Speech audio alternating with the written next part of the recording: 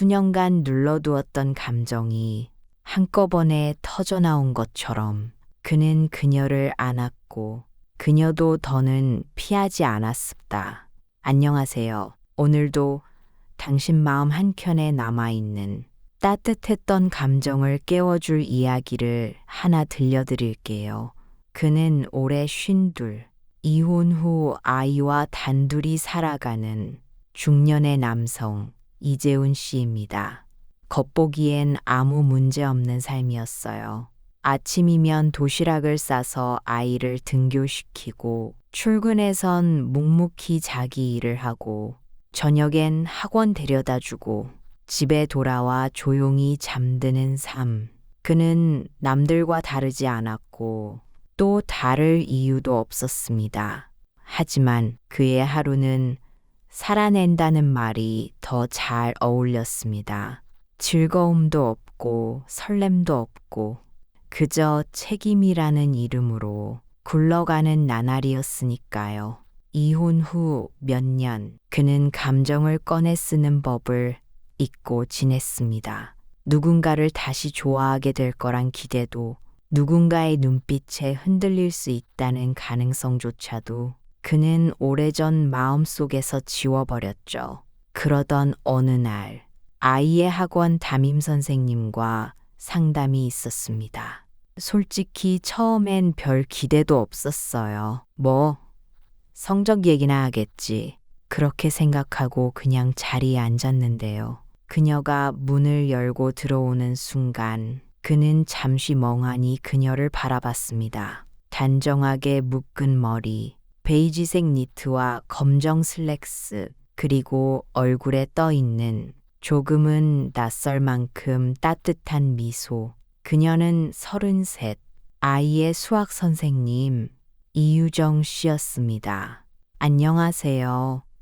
오늘 이렇게 시간 내주셔서 감사합니다. 짧은 인사였지만 그 말투에는 상대방을 배려하는 진심이 담겨 있었고 이재훈 씨는 순간 당황했다고 했습니다. 아, 네. 제가 더 감사하죠.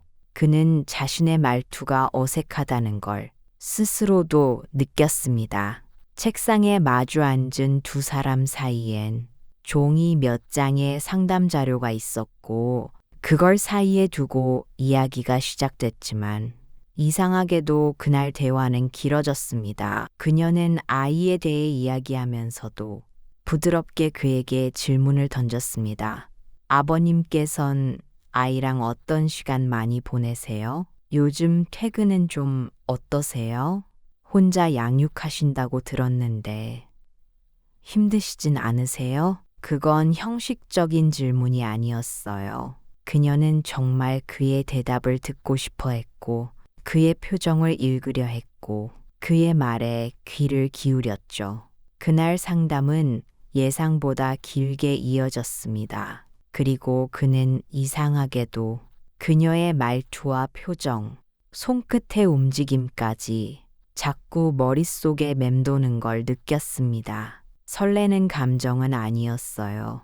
처음엔 그냥 오랜만에 누군가가 자신에게 관심을 주는 그 느낌이 낯설고 동시에 따뜻했던 거죠. 그리고 그게 시작이었습니다. 그날 이후 그는 아이를 데리러 갈 때마다 혹시 오늘은 그녀를 볼 수 있을까? 조심스레 기대하게 됐고 문이 열리는 순간 그녀가 있으면 심장이 이상하게 두근거리곤 했답니다. 그는 그 감정을 아니야 그냥 고마운 마음이지라며 억누르려 했지만 그 마음은 조용히 그러나 확실히 자라고 있었습니다. 그날 이후 그는 이상할 만큼 아이의 학원 일정에 더 신경을 쓰기 시작했습니다. 아빠, 오늘 학원 가야 돼? 아이가 물었습니다. 그래. 오늘은 꼭 가자. 그 대답 뒤에는 누군가의 얼굴이 떠올랐고 그녀의 목소리, 눈빛, 손짓 하나하나가 머릿속을 어지럽히고 있었습니다. 어느 날은 우연히 마주쳤고 어느 날은 일부러 마주치려 학원 앞에서 시간을 더 끌기도 했요. 그녀가 아이를 배웅하며 건네는 짧은 인사, 가볍게 내려꽂히는 눈맞춤 하나가 그의 하루를 흔들어 놨습니다. 그는 혼란스러웠습니다. 이게 뭐지? 내가 왜 이렇게 반응하는 거지? 그녀는 단지 아이의 선생님일 뿐이었고 자신보다 20살 가까이 어린 여자였습니다. 게다가 자신은 이미 사랑이란 걸 떠나보낸 사람이라 믿고 살았는데, 하지만 그의 마음은 그 논리 앞에서 전혀 주저하지 않았습니다. 진심은 논리를 이길 때가 있습니다. 그리고 그 순간이 지금이었습니다. 그녀를 생각하면 숨이 답답했고, 만나면 말이 꼬였고, 그녀가 웃어주면 몸이 먼저 반응했습니다. 감정이 아니라 본능처럼 억누르고 싶었지만 억누를수록 더 커졌고 그는 자신이 갈망하고 있다는 걸 인정할 수밖에 없었습니다. 그녀의 말투를 듣고 싶다. 그녀와 좀 더 얘기하고 싶다. 아니, 사실은 그녀를 안고 싶다. 그건 설렘을 넘어선 감정이었고 그는 그 감정의 죄책감을 느끼면서도 멈출 수 없었습니다. 어느 날 밤 아이는 잠들었고 그는 혼자 거실에 앉아 있었습니다. 불 꺼진 집 안, TV도 켜지 않은 정적 속에서 그는 상담날 그녀가 건넸던 한마디를 떠올렸어요. 아버님도 가끔은 스스로를 돌보셔야 해요. 너무 아이만 보지 마시고요. 그 말은 마치 그의 심장을 가르고 들어오는 칼날 같았습니다. 누군가 자신을 바라봐주고 있다는 느낌. 이혼 이후 수년간 느껴본 적 없었던 존재의 확인 같은 감정이었습니다. 그는 깨달았습니다. 이 감정은 결코 사소한 게 아니라는 걸. 그건 설레는 눈빛 하나에 지금까지 눌러왔던 욕망과 외로움, 그리고 감정의 잔해들이 전부 터져 나오는 순간이었어요. 그리고 그녀는 그 감정의 방아쇠가 되었던 겁니다. 그날은 학원에서 마련한 학부모 공개 수업 날이었습니다. 그녀는 아이들의 공개 수업이 끝나고 학부모와 상담을 이어가는 꽤 바쁜 하루를 보내고 있었죠. 하지만 이상하게도 그녀는 그가 오는 시간만큼은 신경이 쓰였습니다. 혹시 오늘 오시겠지? 그런 생각이 들었던 건 단지 학부모 한 명을 기다리는 마음과는 조금 달랐어요. 그리고 정말로 그가 도착했을 때 문 앞에 선 그의 모습은 생각보다 더 단정했고 무엇보다 눈빛이 달라져 있었습니다. 수업이 끝나고 대부분의 부모들이 돌아간 늦은 오후, 그는 조용히 그녀에게 다가와 말했습니다. 혹시 상담 가능할까요? 조금 더 이야기하고 싶은 게 있어서요. 그녀는 고개를 끄덕이며 빈 교실로 그를 안내했습니다. 정적이 흐르는 교실. 밖은 이미 어스름이 내려앉고 있었고 창가에는 저녁 햇살이 길게 드리워졌습니다.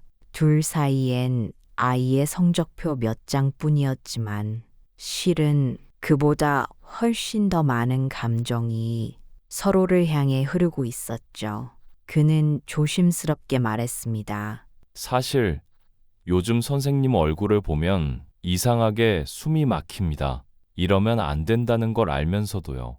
그녀는 놀란 듯 고개를 들었고 그의 눈빛을 바라보다가 입을 열었습니다. 저도 그랬어요. 처음엔 그냥 안쓰럽다고 생각했거든요. 아이 키우느라 고생 많으시겠다. 힘드시겠다. 그렇게 시작했는데 그녀는 말을 멈췄고 두 사람 사이엔 뜨거운 무언가가 공기를 가르고 있었습니다. 그리고 그 순간 그는 조용히 손을 뻗었습니다. 그녀의 손등을 덮고 조금 더 앞으로 몸을 기울였습니다. 그녀는 고개를 피하지 않았고 오히려 조금 더 가까이 다가왔습니다. 숨이 엇갈리고 심장이 요동쳤습니다. 입술이 맞닿는 그 순간 모든 생각은 멈췄고 남겨졌던 감정은 그 자리에서 터져버렸습니다. 그 키스는 조용히 시작되었지만 곧 억눌러온 모든 갈망을 담은 듯 거칠고 뜨겁고 진심 그 자체였습니다. 그는 그녀를 품에 안았고 그녀도 두 팔로 그를 감쌌습니다. 마치 세상이 허락하지 않았던 감정들이 이 순간만큼은 모두 용서받는 듯한 느낌. 그날 밤 서로의 체온 속에서 그들은 살아있다는 걸 느꼈습니다. 다음 날 그는 거울을 봤습니다. 흰머리는 여전했고 눈가의 주름도 그대로였지만 눈빛만은 달랐습니다. 삶에 무언가가 깃든 눈, 다시 사랑할 수 있다고 믿는 눈이었죠. 그리고 다시 학원 앞 오늘도 그녀의 얼굴을 떠올리며 그는 작은 떨림 속에 하루를 시작합니다. 혹시 당신도 그런 감정을 기억하고 계신가요?